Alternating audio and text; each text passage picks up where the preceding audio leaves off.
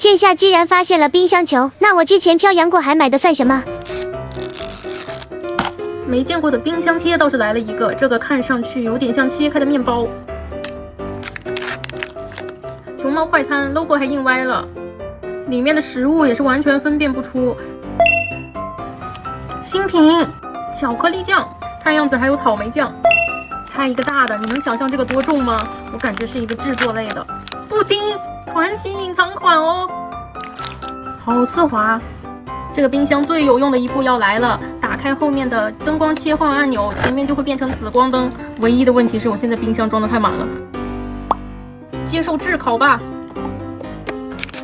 又是一瓶巧克力酱，我刚想说怎么同一瓶里面还能重复呢，发现它居然是一大一小哎，4条大羊排够全家老小吃了。这一盒的爆率也太高了吧！继传奇隐藏后又来了奢华隐藏，而且盒子是可以打开的哟。小小松饼一个，最后一袋是一瓶橘子果汁，好可爱的，挤些巧克力酱在上面。我看它图片是这个样子的，我的怎么看着一言难尽？照灯结束，其实我觉得还行呢，比一开始要好多了，对吧？粉丝先吃。果然还有草莓酱，一条新鲜的鱼，一根小香肠。茄子永远是这么可爱，不管已经拥有了几个，还是很喜欢。超大个披萨，你敢信它们居然是连体的？这体量居然是常规款，差点漏掉了每一球都有的冰箱贴。至今没看懂这个是什么。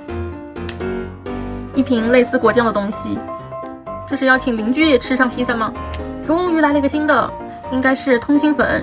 是我爱吃的，今天是真的跟披萨干上了。就是这个牛奶罐好像有点粗糙，新的品类非常喜欢。新鲜的小鱼再加1，巧克力酱，多么和谐的一家3口呀！纯净水1瓶，碱水面包1盒，做到货真价实就这么难吗？这个肉看着不错，苹果培根肉。又见一奢华隐藏，寿司拼盘。8个对于我来说，一顿晚餐应该是可以吃饱的。应该也是一种果酱。